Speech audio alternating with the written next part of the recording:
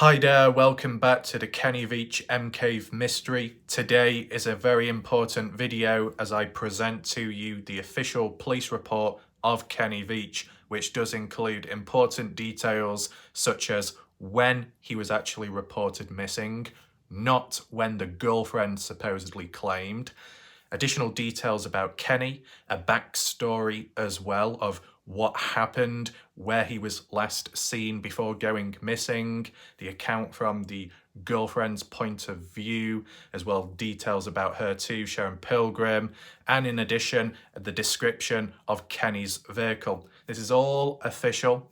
This was passed on by Susan Veach, so credit to her. Susan Veach is the sister-in-law to Kenny Veach, who reached out to police and was able to get a hold of this report. And it's been passed on here so I can present it to you, because I know people do like official documents, and that's what you're going to get today. Just an important point before we go any further. Just know the odd few things are blurred out because of sensitive details. I've blurred certain details out in respect of privacy for some people out there, and also to avoid messy situations. Hopefully people know what I'm talking about there. For those that are currently watching in this live premiere, welcome. Feel free to share your thoughts, opinions and reactions in the live chat box on the right hand side of the screen. And for everybody else that's watching on catch up on a different day, leave all your comments and reactions down below under this video. Also down below you'll find a pinned comment by me with additional links if you wish to check them out. And if you do want to support this channel anonymously, the link down below will guide you over. Okay? And if you do want to catch up on the latest coverage of the Kenny Veach case, or you've missed out on a lot of previous important, interesting information and research done by me, top right corner of the screen, I symbol, there'll be a playlist to the Kenny Veach case, and as well a link to the last video I did on it. Okay? And if there's time later on in this video, I might try and catch up with some comments if necessary. If not, it can follow on over into a different video as part of a discussion incorporating what we're looking at today. Okay? So without further ado, let's get straight into this official police report of Kenny Veach. Here we are on screen. It says Missing Person Report, Las Vegas Metropolitan Police Department, also known as LVMPD. Okay, give some details about the location of the place too. Take in mind, if there are the odd few details on screen, best not to interact with them too much. As I said, we don't want to cause any problems or issues in other areas where it's not needed. You know, if you do want to pause this video to look at some details, feel free to do so, but I am going to read them, or most of them, out to you right now. Okay, so this is just like the description to do with the police themselves. It says, occurred on date/time, Monday 11th 10th 2014 at 6 a.m. Reporting officer at the time, Jake von Goldberg. Entered by Jake von Goldberg. So he's the one responsible for this police report being written up at the time. Or between date time, Wednesday the 11th, 12th, 2014, 12 a.m. Reported on 11th the 17th, 2014. Entered on 11th the 17th, 2014. 4:52, 56 p.m. jurisdiction. Clark County. Responsible. Okay.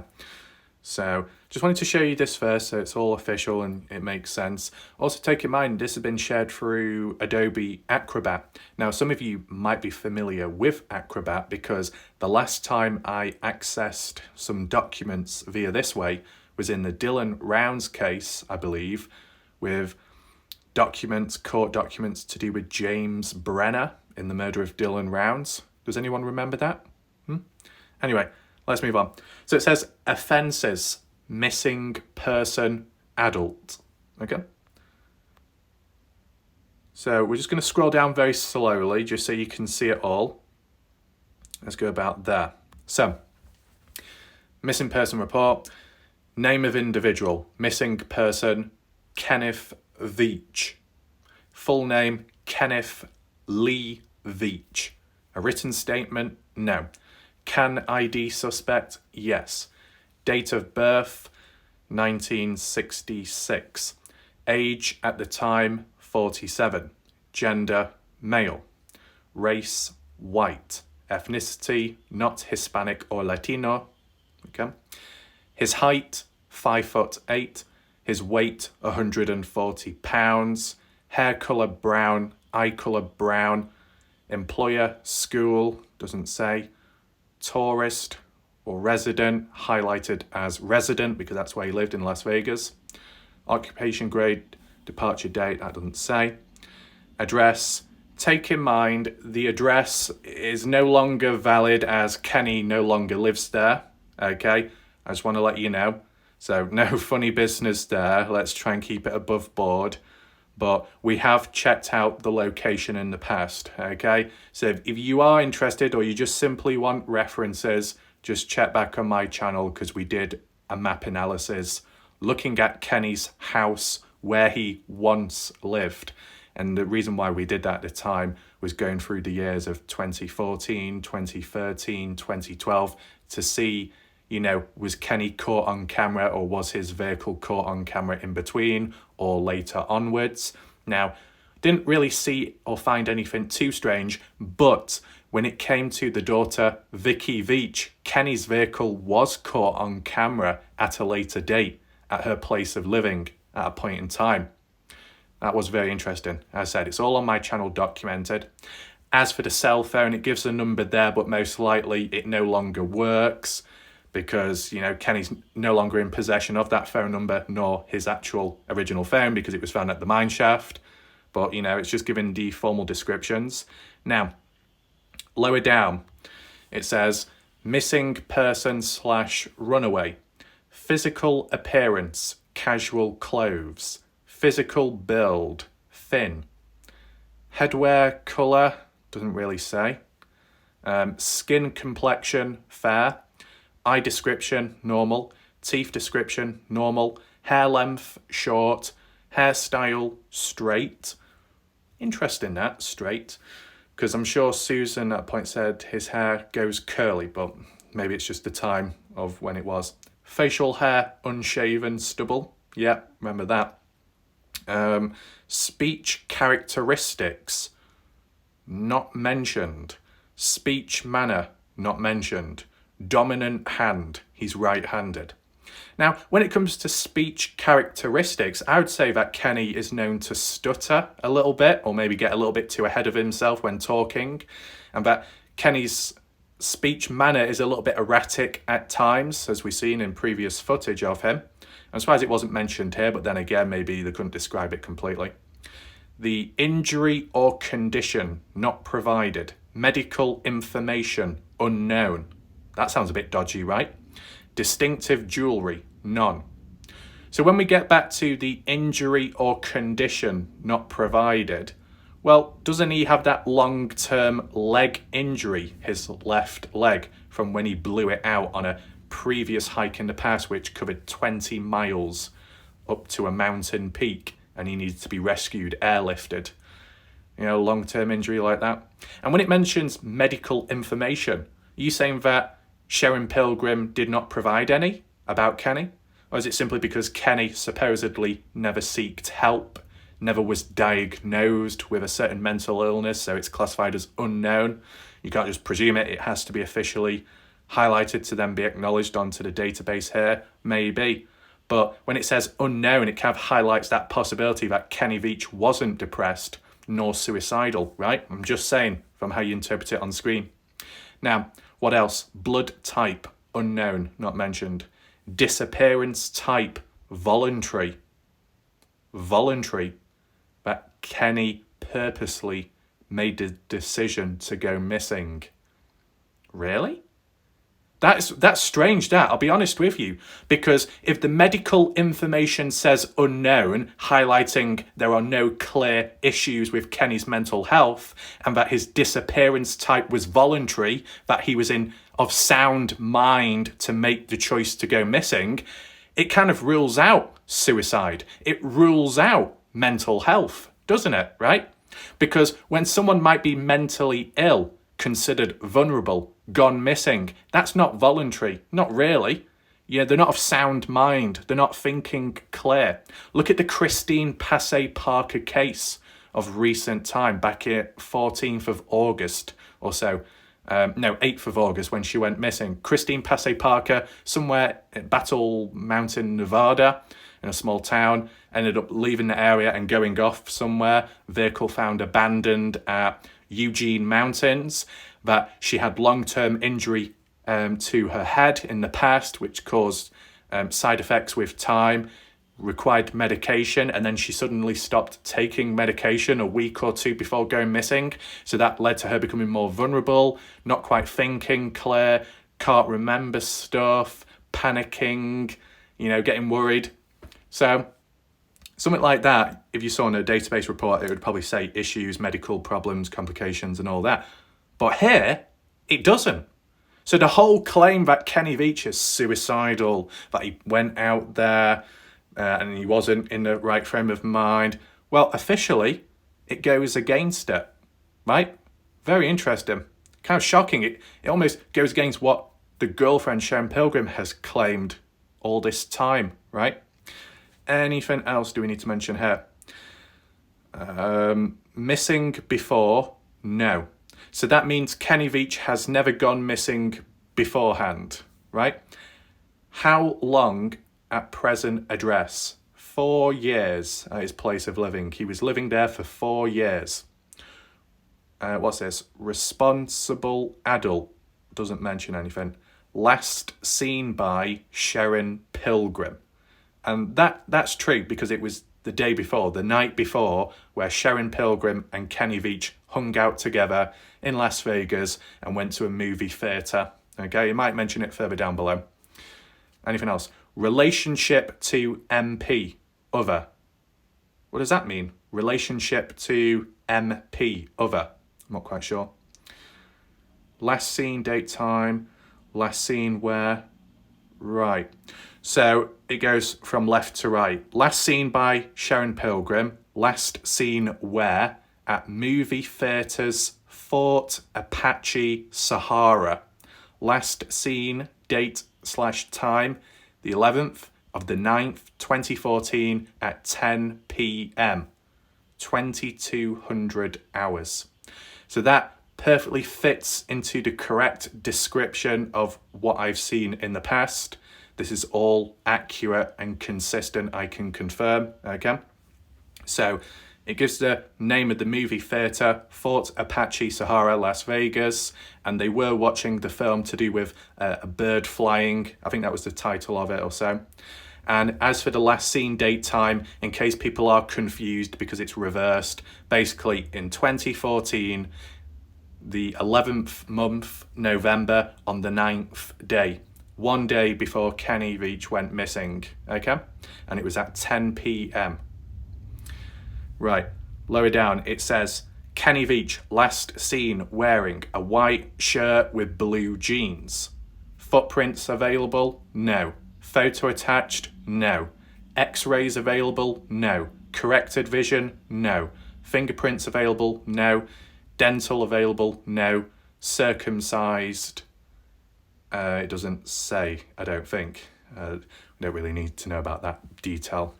But, they're just going for a very detailed, right, in general, about Kenny. Now, what we move on to next is the contact Sharon Pilgrim. It gives a description of her because she was the one to last see Kenny Veach and was the one to report Kenny Veach as missing. But for the next page, I'm going to go over to a screenshot where it's edited because we need to blank out certain details to avoid any issues, okay, and to respect one's privacy. Let's head on over. Here we are. So obviously you can see the red marks. That's just blanked out in respect of one's privacy. So name, contact, Sharon Pilgrim, the supposed girlfriend of Kenny Veach. Was there a written statement? No. Can ID suspect? Yes. Date of birth of Sharon Pilgrim, 1948. At the time, aged 66. Nowadays, aged 70 plus. Gender, female. Race, white. Ethnicity, not Hispanic or Latino. Height, 5'4". weight 120 pounds, hair colour blonde, eye colour green, employer school, tourist, highlighted as a resident, someone that lives within Las Vegas. Okay, so it's very brief there, but it's going to be brief because this is the person that reported Kenny Veach as missing. Okay, so it's just acknowledging the person that made the call and reached out to the police. Now let's move on to the further details. Right, so this part doesn't really mention much because I think it's not really in relation or links to Sharon, but if we go down here to properties, this is where it gets a bit interesting. So this is to do with Kenny Veach's vehicle at the time, the vehicle that he used to go out there to the desert area.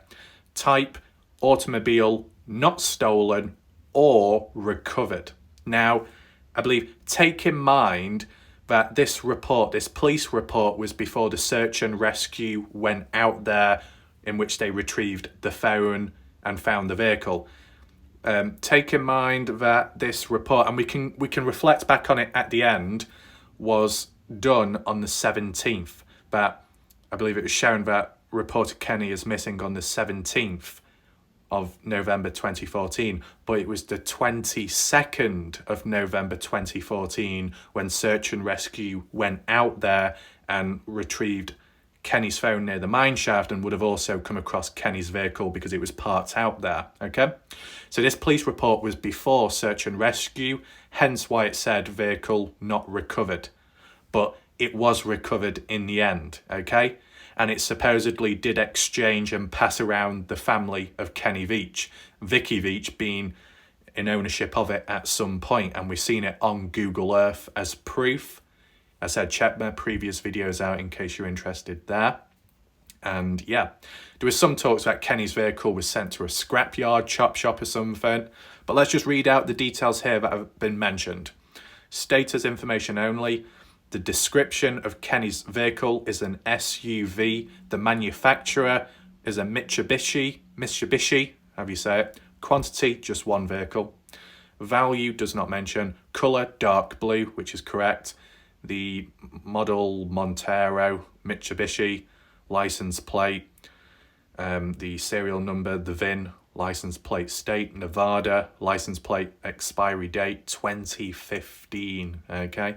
I mean, providing it's above board and done within reason and appropriately done, maybe some of the details here of the license plate could track back to the vehicle as to where it later went in the future, right? Never know. Now, with that out of the way, let's move on to the narrative, the official story told leading up to Kenny Veach's disappearance, and it's mentioned just here. Hopefully you can see it on screen. If not, I'll read it out to you. So it says, Sharon Pilgrim, pronounced Sharon, last saw Kenny Veach on the 11th of the 9th, 2014. So, the 11th month of November, the 9th day, 2014, at 2200 hours, at the movie theatre located at Fort Apache and Sahara. Kenny Veach told Sharon Pilgrim that he was going camping for 2 days in the mountains north of his house, possibly Corn Creek.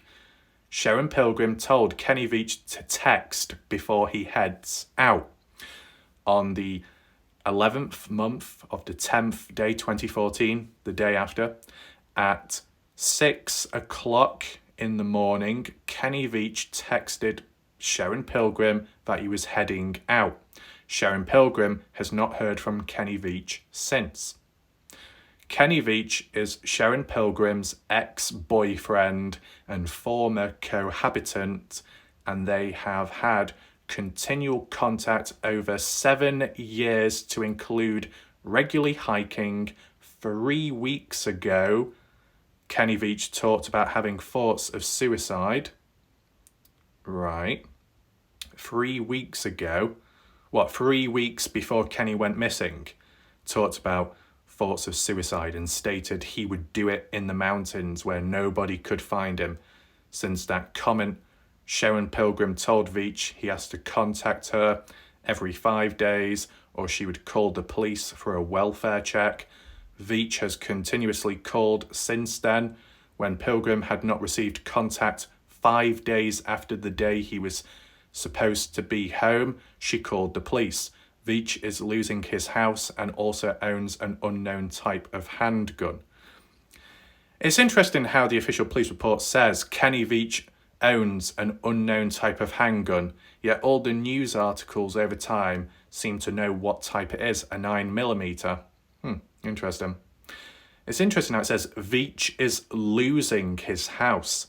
How can Kenny be losing his house when, at the time, at least before going missing, he was willing to put it up for sale?